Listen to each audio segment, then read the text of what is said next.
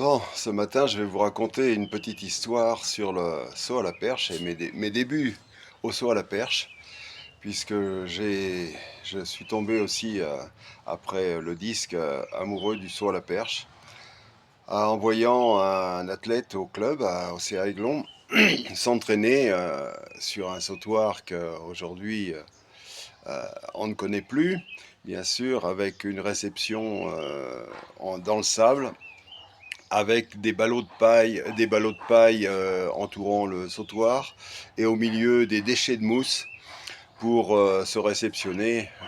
C'était le début de la fibre de verre, avec des perches lerques, pour ceux qui connaissent le saut à la perche.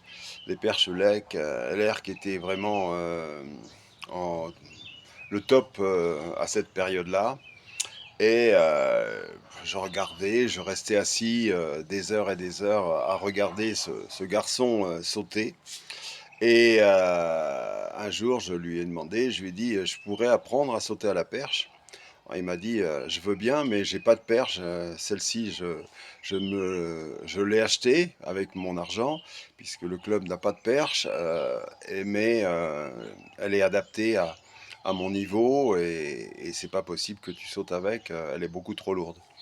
Donc, si tu veux que je t'apprenne, tu reviens une prochaine fois avec un morceau de bois, tu vas dans la forêt et puis tu te récupères un grand morceau de bois, et j'essaierai de t'apprendre le saut à la perche. Alors moi, ni une ni deux, je prends une serpe à la maison, je vais dans la forêt, je regarde toutes les branches assez longues qui pouvaient me permettre de fabriquer une perche. Et donc, un jour, je suis revenu au stade avec mon morceau de bois sur l'épaule, que j'avais bien épluché, que j'avais bien nettoyé, etc.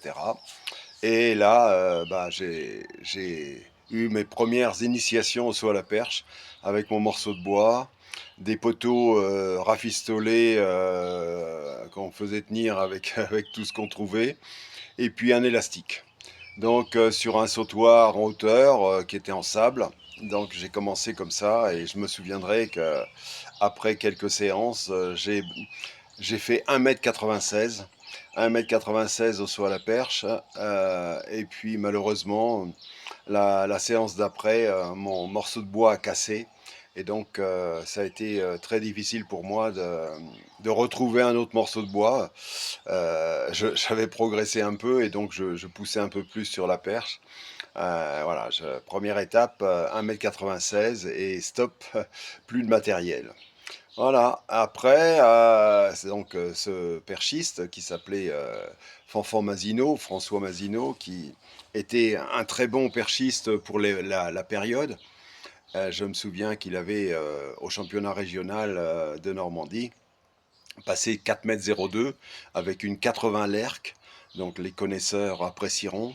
C'était un fin technicien, quelque chose qu'il appréciait et qu'il maîtrisait.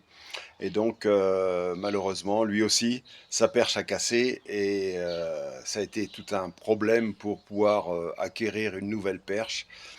Et le comble, c'est que des jeunes ont brûlé les morceaux de mousse que l'on avait stockés pour pouvoir s'entraîner. Il faut savoir que on s'entraînait, on commençait par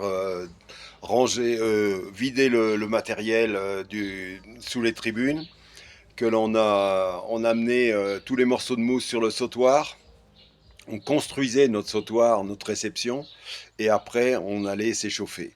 Donc on faisait un échauffement très naturel sur le stade, à l'Aigle, et puis après, on s'amusait à sauter sur ce sautoir qui était fait maison. Et à la fin de la séance, eh bien, il fallait tout ramasser, tout remettre sous les tribunes. Donc c'était des séances qui duraient 4 heures. On était épuisés à la fin, mais on s'était bien amusé avec cette discipline. Donc je vous raconterai après mes débuts dans les épreuves combinées, puisque ça m'a donné envie de découvrir d'autres disciplines. Et j'avais la chance d'avoir au club de l'Aigle des grands champions. Il y avait les frères Alonneau. L'un faisait du 100 mètres, il était junior et il faisait 10,6 sur une piste en cendrée. L'autre était aussi junior, mais deuxième année, et faisait 7 mètres 42 en 100 longueur. Et de mémoire, je crois qu'il avait fait 14 mètres 65 au triple saut. Mais c'était un très bon sauteur en longueur. De l'époque de Ugolini, pour les spécialistes, ça rappellera peut-être des choses. Voilà, donc ces athlètes-là m'ont inspiré, m'ont dit, ah, je vais peut-être essayer de faire un petit peu plus d'exercice, de discipline, sortir du disque, de la course. Allez, maintenant, je vais faire un peu de saut en longueur, je vais faire du triple saut, et puis le saut à la perche qui m'avait vraiment bien plu. Donc je vais peut-être persévérer dans ces disciplines-là. Donc ça m'a amené progressivement vers les épreuves combinées. J'ai aussi découvert le saut en hauteur, mais le saut en hauteur, à l'époque, je sautais en rouleau ventral et on n'avait pas de réception en mousse, donc c'était une technique qui n'était pas parfaite, puisqu'il fallait aussi gérer la réception dans le sable. Voilà. Et pour continuer, après, j'ai commencé à faire des épreuves combinées en minime 2, en KD, KD1, KD2. J'ai fait de l'octathlon. À l'époque, c'était 8 épreuves pour ces épreuves-là. Et ça m'a amené à faire du décathlon après, avec plein de copains et plein de rencontres. Vraiment une passion pour le décathlon pendant quelques années à la suite de cela.